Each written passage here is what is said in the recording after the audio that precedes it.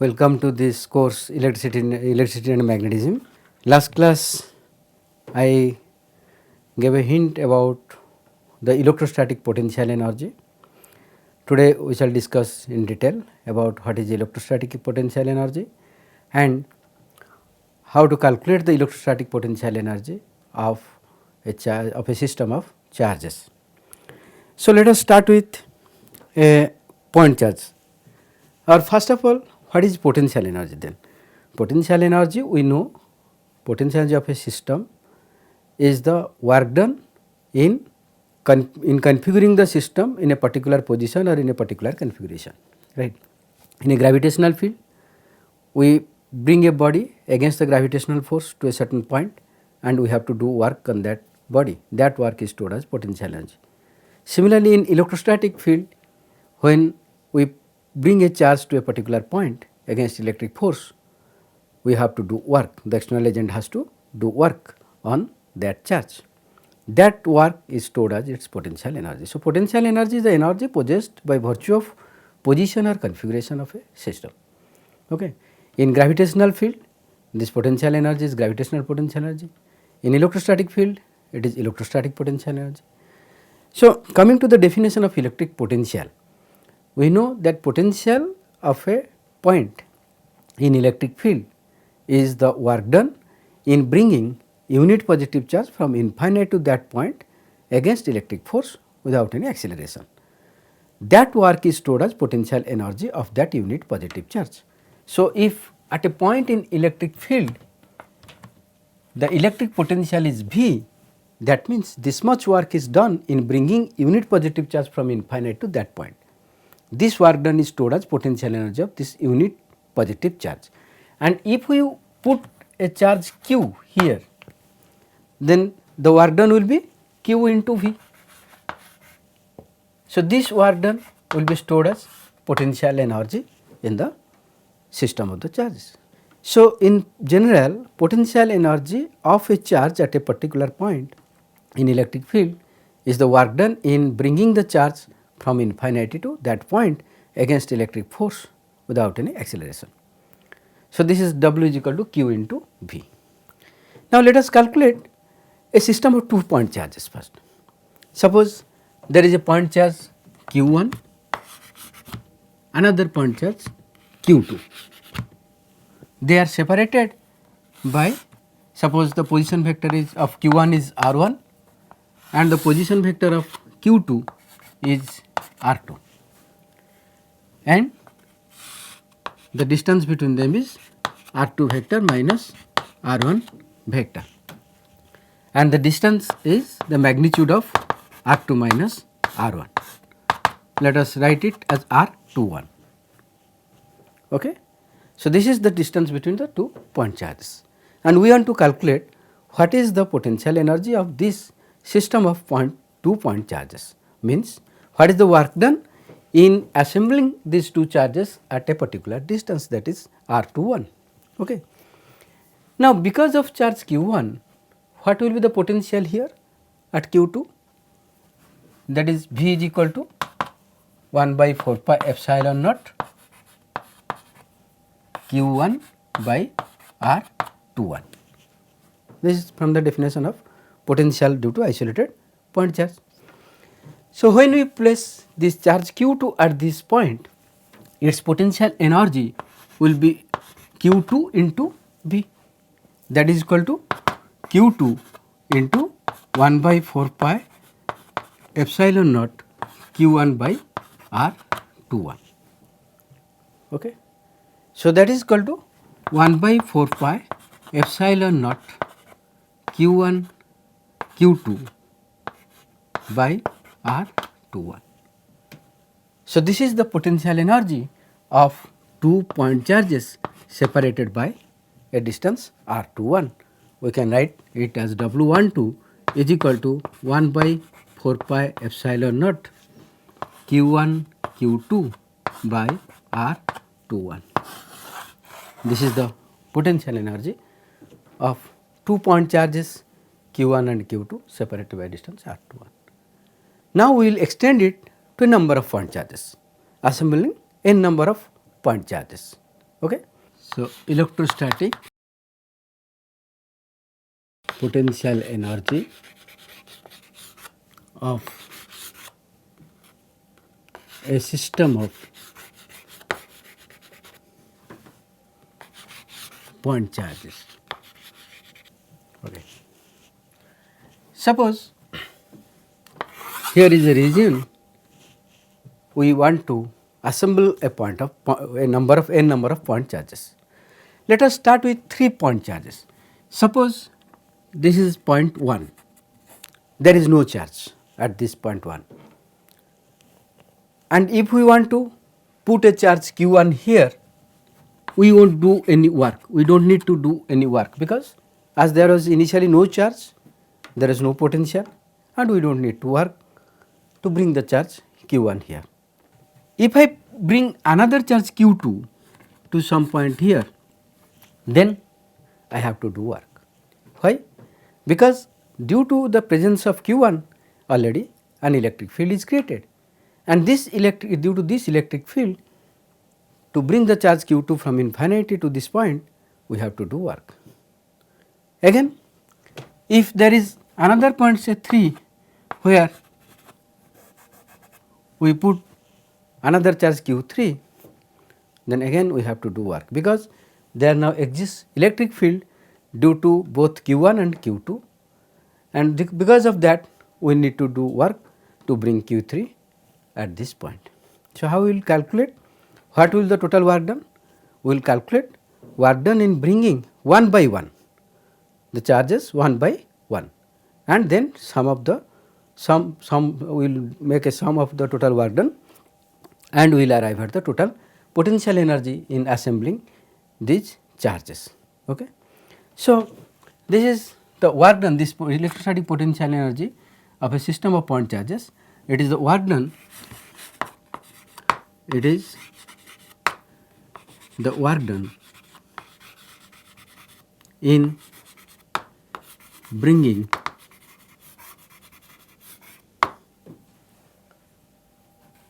point charges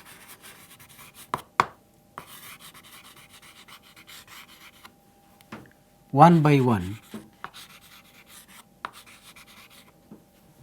from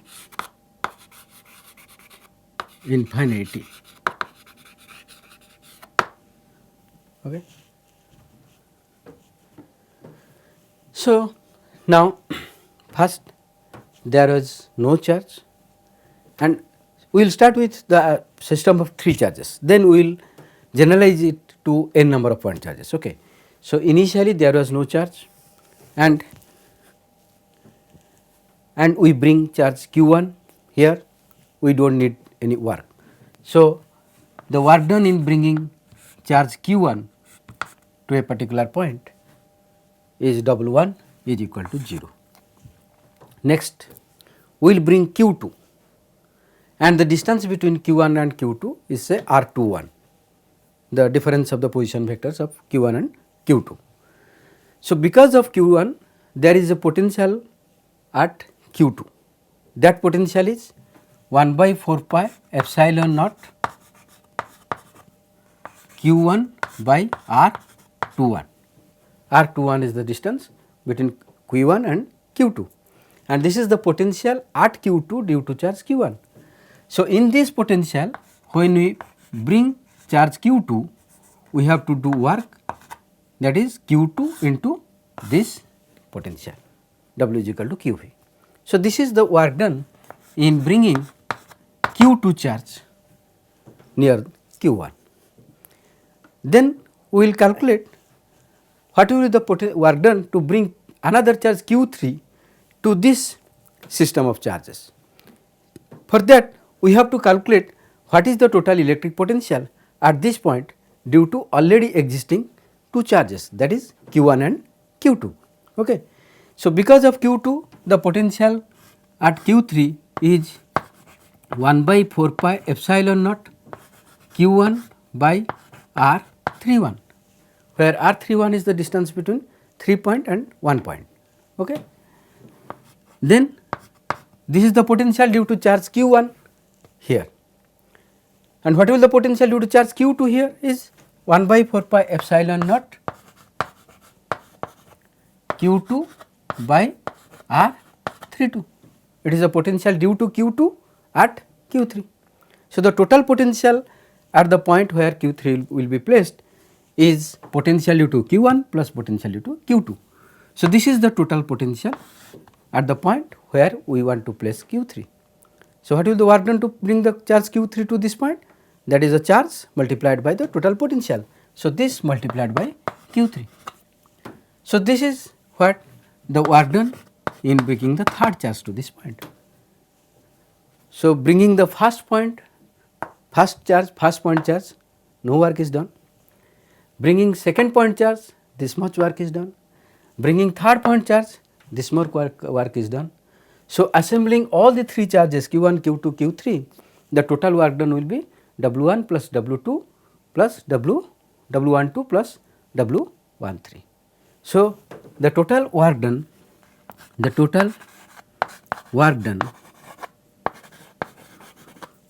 in assembling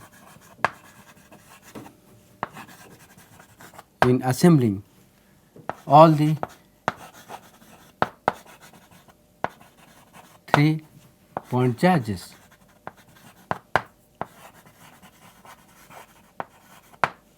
is W is equal to W1 plus W12 plus W13. Okay. That is equal to 10 plus 1 by 4 pi epsilon naught Q1 Q2 by R21 plus 1 by 4 pi epsilon naught Q1 into Q3 by R31 plus 1 by 4 pi epsilon naught into Q1, this is Q2 Q3, Q1 Q3 this term, then Q2 into Q3 divided by R32. This is the total work done, or we say this is the total potential energy of assembling these 3 point charges or the system of these 3 point charges. So, now W is equal to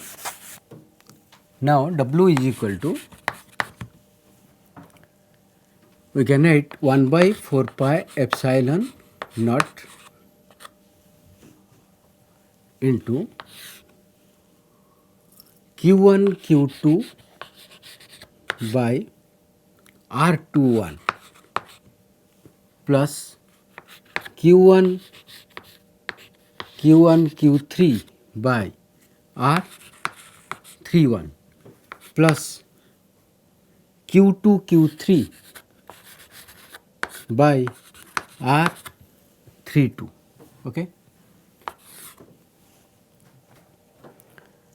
So, in general what we see that when Q1 and Q2 are placed at a separation of R21, the work done is 1 by 4 pi epsilon 0 Q1 Q2 by R21, which is same as Q1 into Q2 by R21 is same as Q2 into Q1 by R12. This is just saying in a reverse way. We place a charge already Q2 and we have to bring Q1, which is at a distance of R12. R12 is the same as R21, and so interchanging Q1 and Q2 does not change the value. So, this is same as this one. So, this equation we can write just interchanging the indices as W, we can write the same W is equal to 1 by 4 pi epsilon naught into Q2 Q1 by R12. This one is the same as this one, plus here Q3 Q1 by R13, because R13 is the same as R31, and of course Q1 into Q3 is equal to Q3 into Q1 plus Q3 Q2 by R23. Okay. Now, if I add this, I get 2W is equal to 1 by 4 pi epsilon naught into Q1 Q2 by R21 plus Q2 Q1 by R12 plus Q1 Q3 by R31 plus Q3 Q1 by R13 plus Q2 Q3 by R32 plus Q3 Q2 by R23. Okay. Or W is equal to half into 1 by 4 pi epsilon naught. 2W is equal to this much, W is equal to half into this much into. I will write it in a concise way in a summation symbol. I write it as summation over I is equal to 1 to 3, summation over j is equal to 1 to 3, Qi Qj divided by Rij. Okay. This one is same as this one. Let us elaborate it so that we will get the same result. Of course, here I is not equal to j. In this summation, we exclude the term 1 1, 2 2, 3 3 like this, I not equal to j. Means if I put I is equal to 1 and j is equal to 2, then I get Q1 Q2 by R21 R12. Okay. I put I is equal to 1, j is equal to 2, then I get Q1 Q2 by R12, this term Q1 Q2 by R12. If I put I is equal to 2, j is equal to 1, then I get Q2 Q1 by R21, this one. I put I is equal to 1, j is equal to 3, then it is Q1 Q2 by R13, R13 same as R31, this term. If I put I is equal to 3, j is equal to 1, that is Q3 Q1 by R31, R31 is same as R13, this term. If I put I is equal to 2, j is equal to 3, then it is Q2 Q3 by R23 or R32, the same thing. And if I put I is equal to 3, j is equal to 2, then I get Q3 Q2 by R23. So, this equation is same as writing this form. So, to write only into this form, I put a half, because when we take the summation for the indices I and j both, then what we get? A repetition of terms. That is the reason we multiply with a half. So, assembling 3 point charges, this is the work done. If we assemble n point charges, then simply the summation will go from 1 to n, instead of 1 to 3, it would go from 1 to n. So, the potential energy of n point charges. So, potential energy of a system of n point charges, we can write W is equal to half into 1 by 4 pi epsilon naught summation over I is equal to 1 to n, summation over j goes from 1 to n, Qi into Qj by Rij. This is the potential energy of a system of n point charges. Now, we calculated the potential energy of n number of point charges. Now, we will extend it to a system of continuous charge distribution. We know when the charge distribution is continuous over a volume or over a surface or over a line, they are characterized by a corresponding charge density. In case of a linear charge distribution, it is linear charge density. In case of a surface charge distribution, it is surface charge density, and in case of a volume charge distribution, it is volume charge density rho.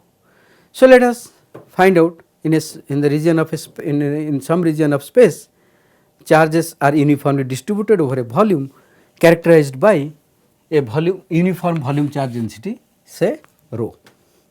Okay. Then we will extend this formula to find out the potential energy due to a continuous charge distribution having a uniform volume charge density rho. Potential energy, a continuous charge distribution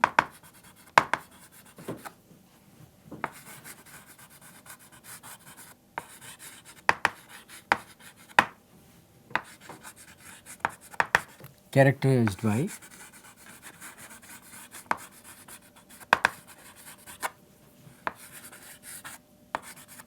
a volume charge density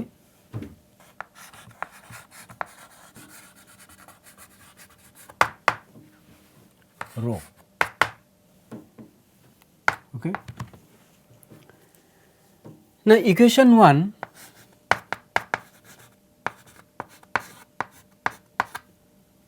can be written as W is equal to half into 1 by, I can write this as sigma over I Q I, okay, multiplied by sigma over j is equal to 1 to n q 1 by 4 pi epsilon naught q j divided by r I j or r j I, the same thing, the distance between ith particle and jth particle. Okay. Just I separated it, half multiplied by summation over q I into 1 by 4 pi epsilon 0 q j by r I j or r j I. And what is this? This is the electric potential due to charge q j at the point where q I charge is placed, that is at the ith charge. Okay. So, this is electric potential due to the charge q j at ith charge. When we are taking sum over j, this means it is the total electric potential where the charge q I is situated. Then we say that this charge multiplied by the total potential gives you the total potential energy. And in case of this continuous charge distribution,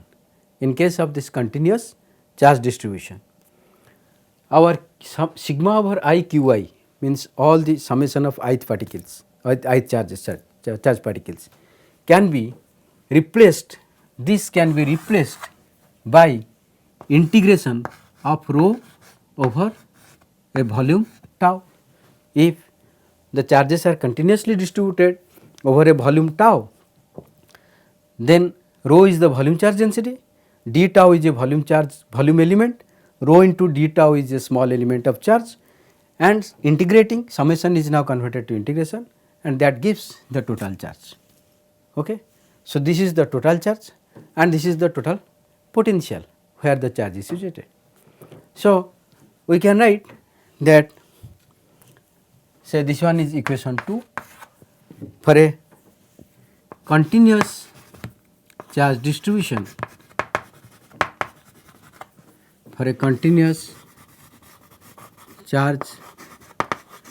distribution, this sigma over I q I can be replaced as an integration over a volume tau, rho tau, and of course the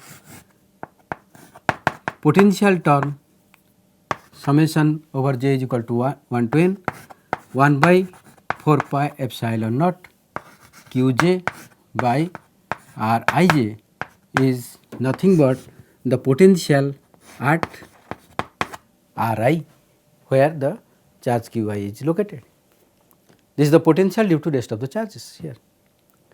So, our equation for total potential energy now, equation 2 now becomes half into this integration of rho d tau into this term is V of Ri, or we will say it as simply V, and we mean it the potential at Ri. Okay. So, equation 2 now becomes,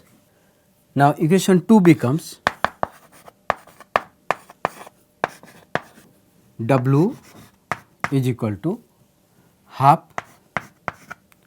integration of rho d tau, rho into half into integration of rho d tau into this one is V, this term is V. So, rho into V into d tau over the volume tau. Okay.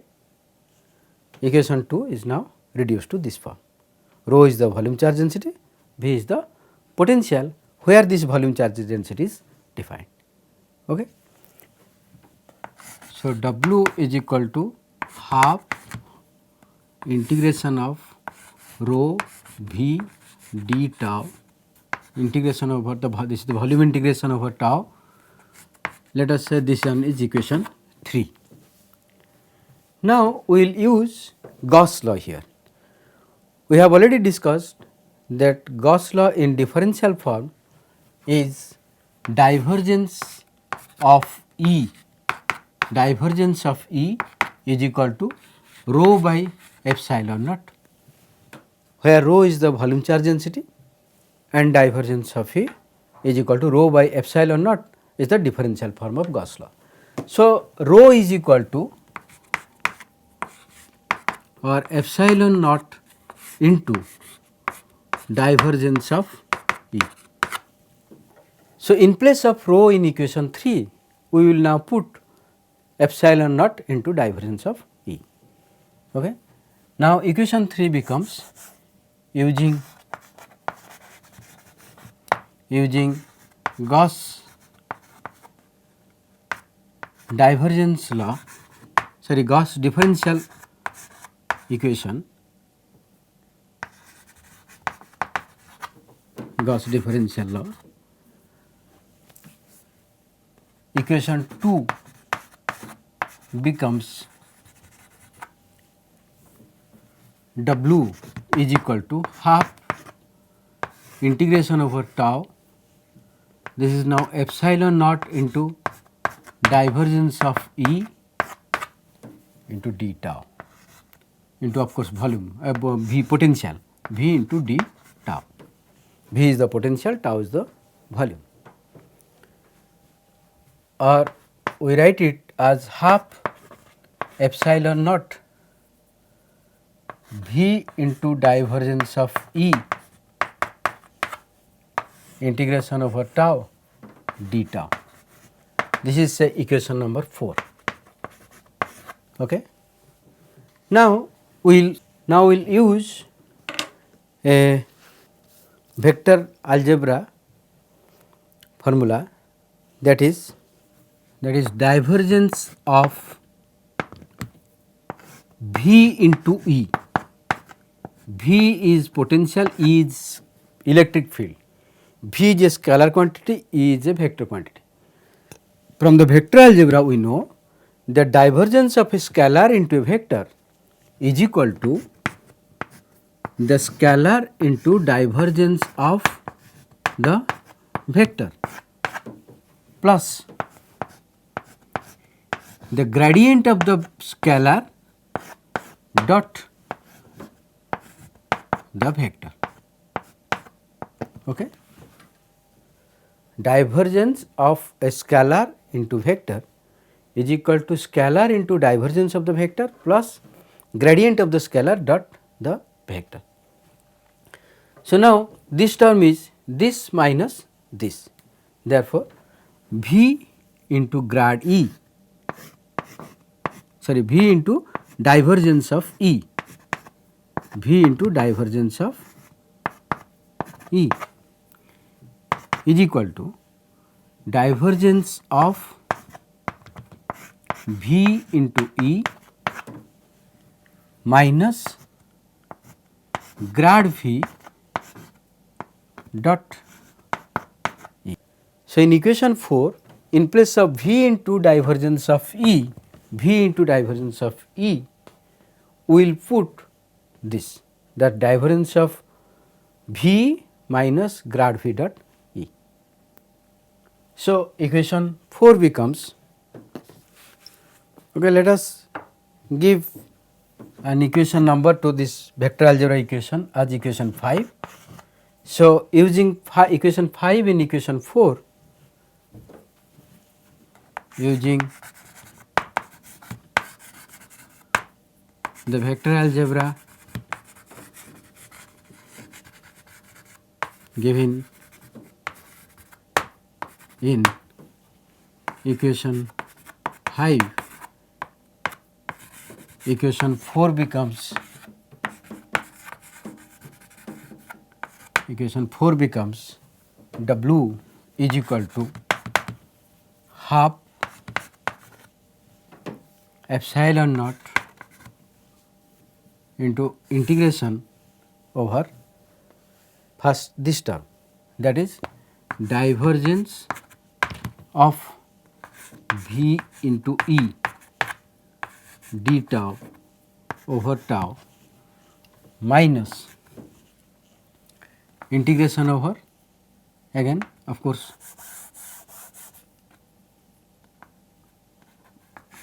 half epsilon naught is there, integration over grad V dot E, this d tau, integration over volume d tau. This first term we will now convert it to a surface integral. This one is a volume integral. Now we will convert it to a surface integral using again vector algebra. There is a theorem called Gauss divergence theorem, which says that the volume integral of divergence of a vector is equal to the surface integral of the vector, where that surface encloses this volume. Okay. So, converting the first term,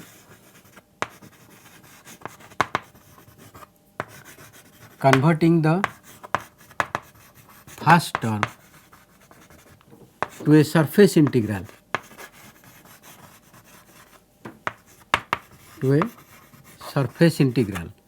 using Gauss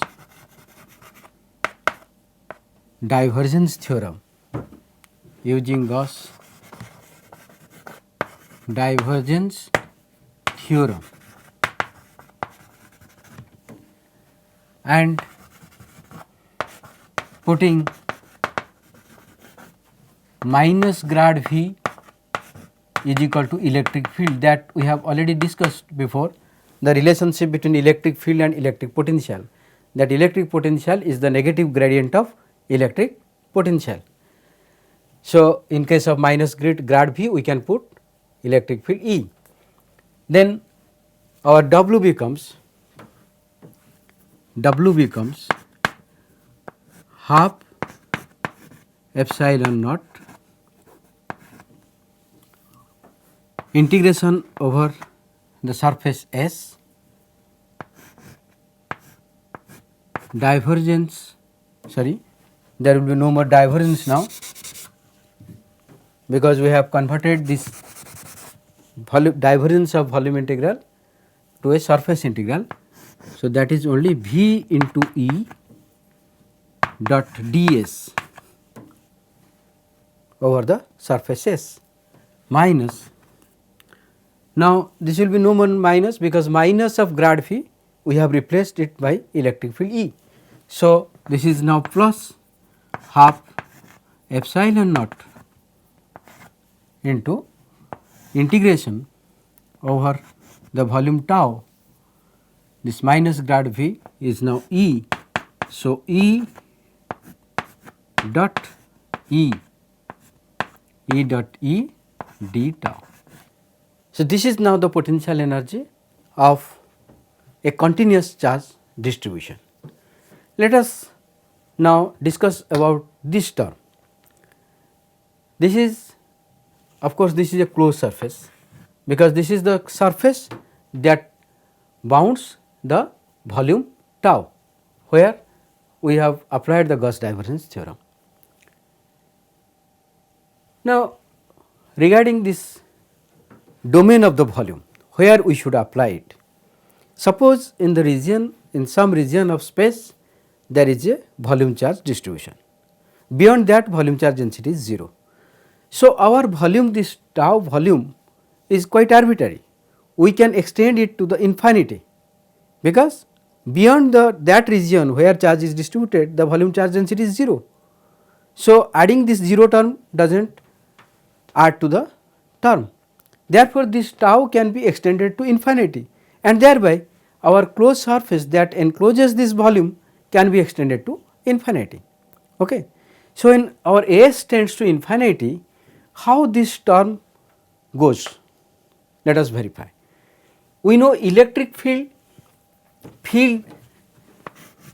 generally varies as inverse function of square of the distance. Potential varies inversely as linear function of r, and of course surface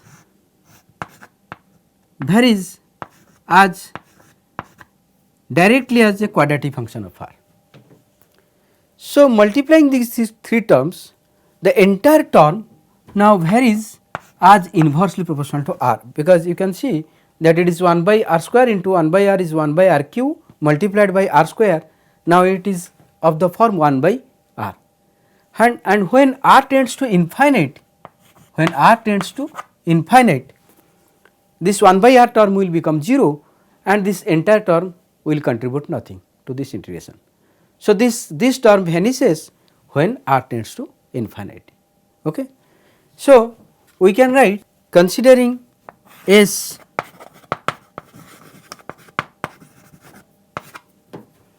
spreading to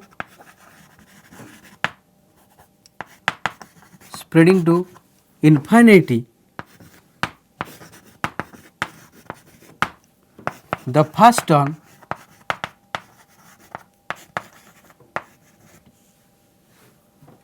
vanishes. The first term now vanishes in this equation. Okay. So, now we are left with W is equal to half epsilon naught E dot E d tau, and the dot product of two equal vectors is the square of the magnitude of 1. So, it will be E square d tau. So, now our equation W is equal to half epsilon naught E square d tau integration over tau. This is the potential energy of a continuous charge distribution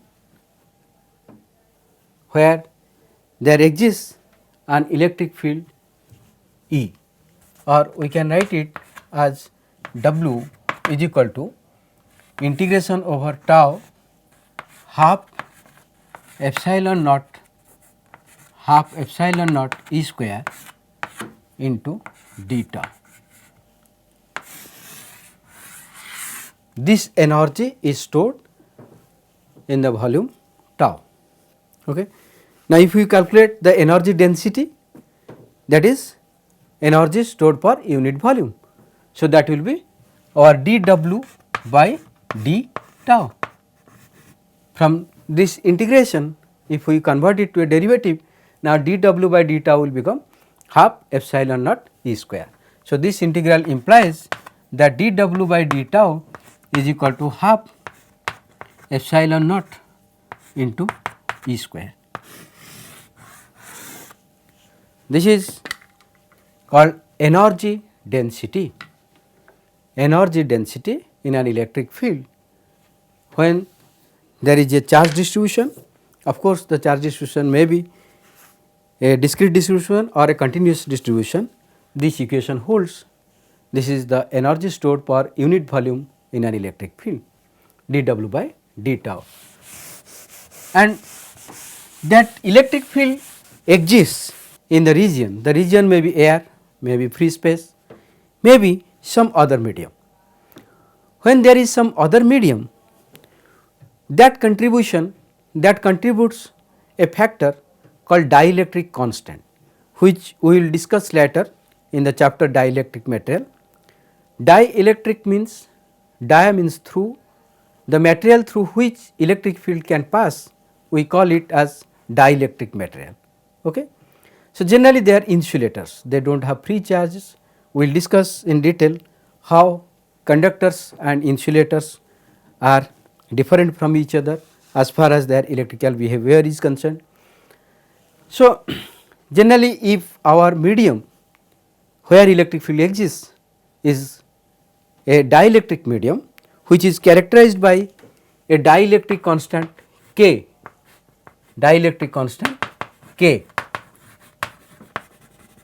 then this epsilon naught is replaced by epsilon naught into K, and our energy density will become dW by d tau is equal to half epsilon naught into K into E square. This K is called dielectric constant, or sometimes it is called epsilon r, that is relative permittivity of that medium. So, we can also write it as half epsilon naught into epsilon r into E square, and epsilon naught into epsilon r is called the permittivity of that material, and that will become half epsilon E square. So, for a medium having permittivity epsilon, our energy density is half epsilon E square, while in case of air or vacuum the energy density is half epsilon naught into E square. So, this is what our electrostatic potential energy of point charges and electrostatic potential energy of a continuous charge distribution. Then we will calculate in very specific cases like a charged conducting or non-conducting sphere, uniformly charged sphere, it may be non-conducting, it may be conducting, they will give different values of course. So, let us now calculate the electrostatic potential energy of a charged sphere.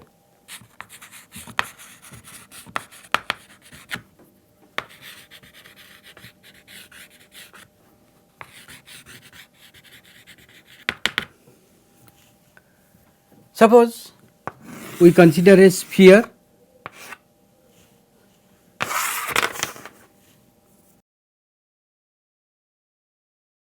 which is uniformly distributed, where in the entire volume the charge is uniformly distributed, okay, and this sphere has radius say small a,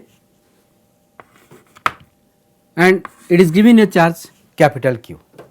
Okay. So, the sphere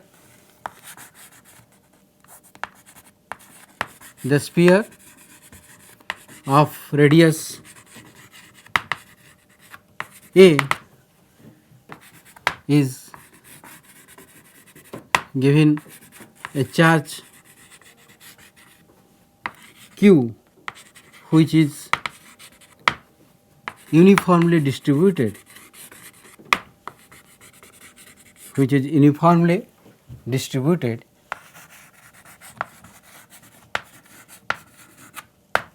over its volume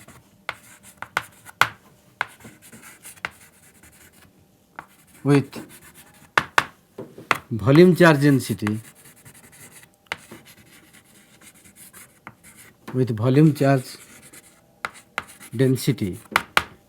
rho is equal to Q by, of course, volume charge density is the total charge divided over total volume, and total volume is 4 by 3 pi a q. A is the radius of the sphere. This is equation 1. As discussed before, when we calculate the potential energy of a system of charges, we consider one by one, bringing the charges one by one.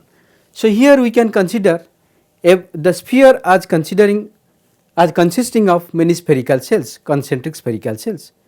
So, we will first see what will the potential due to one part of the sphere, then we will add another charged spherical cell to it and we will calculate the potential energy, then we will make a sum or integration over the entire sphere.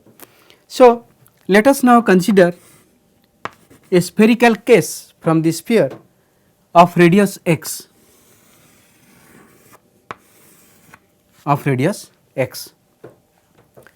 What will the charge in this spherical case?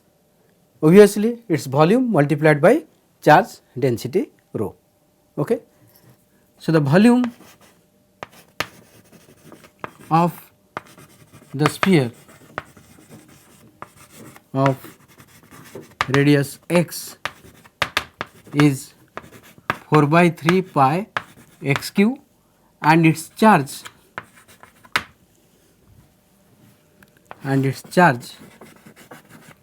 is 4 by 3 pi x q into rho. So, this is the sphere of charge this much. We know already that a spherical charge behaves to an external point as if the entire charge is concentrated at its center.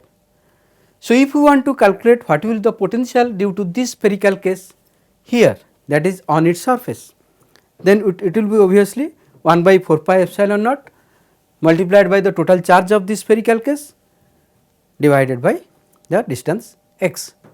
So, the potential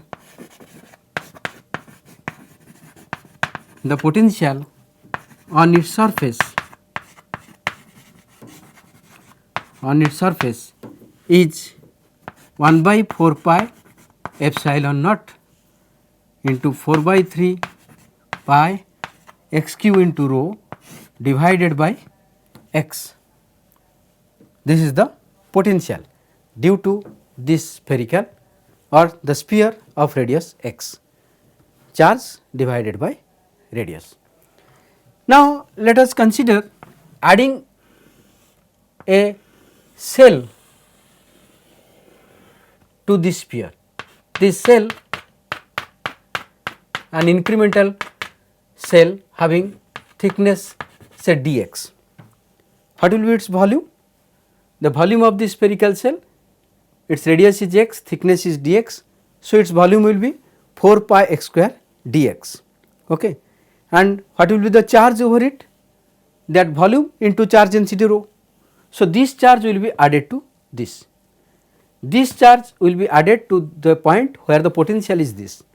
So, what will be the potential energy according to our formula? W is equal to charge into potential. So, that charge into this potential will give us the potential energy of this sphere along with this spherical cell. Okay. So, let us consider now a spherical cell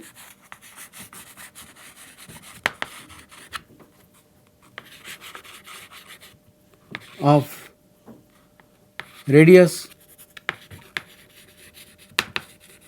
x and thickness dx, then its volume is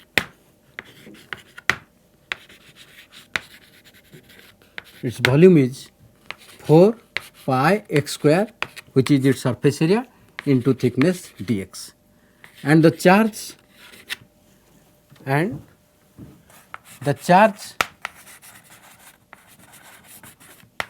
of this cell is volume, that is 4 pi x square dx into charge density rho. So, the potential energy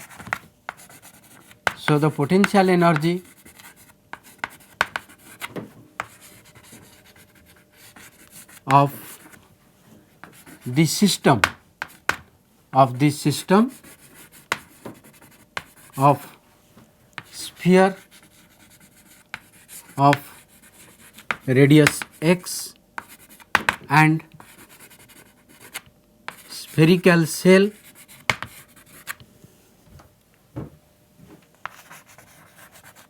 of radius dx is now how much? The charge into potential. This is the potential due to the charge sphere of radius x, and this is the charge contained in this spherical shell of thickness dx. So, the total energy is now, we can write dW is equal to 1 by 4 pi epsilon naught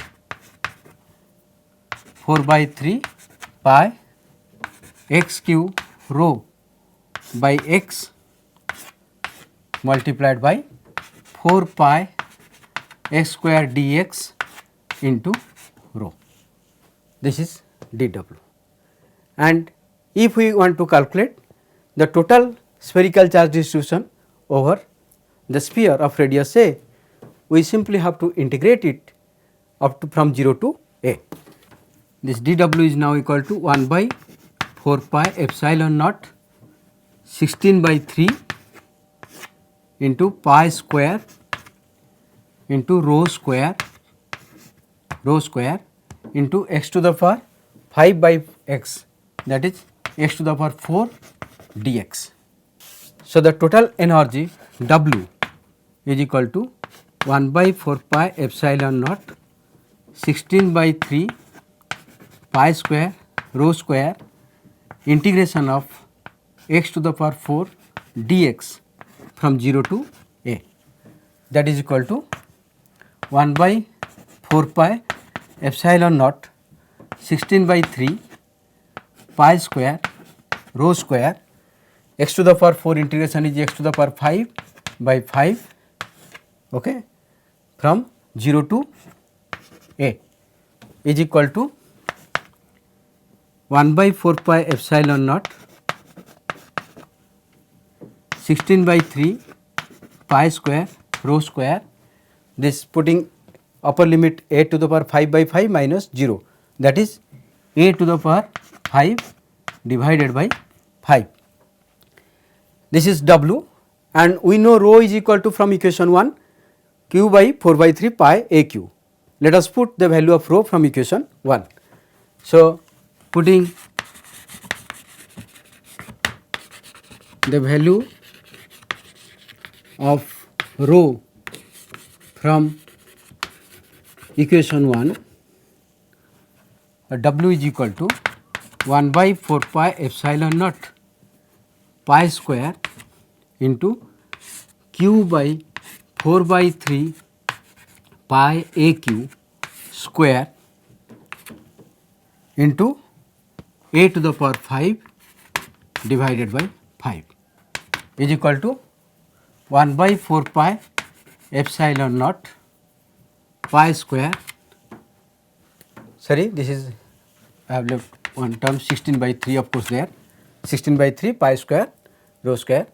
So, it is now 16 by 3 pi square into this is q square divided by 16 by 9 pi square a to the power 6 into a to the power 5 by 5. So, pi square cancels out, 16 cancels out, 9 by 3 becomes 3. So, it is now W is equal to the total potential energy of a charged sphere is 1 by 4 pi epsilon naught.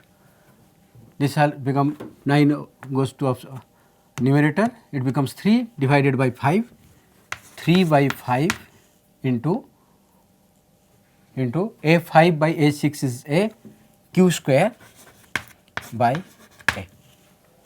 So, this is the potential energy of a charged uniformly charged spherical shell, or it is 3 by 20 pi epsilon naught q square by a. This is potential energy of a uniformly charged spherical shell. In the next class, we will discuss about the potential energy of a uniformly charged spherical conductor. Thank you.